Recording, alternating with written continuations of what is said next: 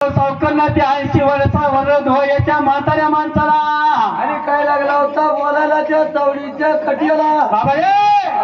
80 वर्ष वयाच्या म्हाताऱ्या माणसाला बाबूराव सावकार काय लागला बोलायला आणि काय बोलत होता बरी का हे दादा मी एक गोष्ट बोलू का तुम्हाला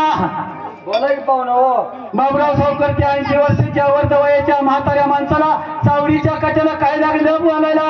काय बोलत होता बरी का आणि बोला गा याला याला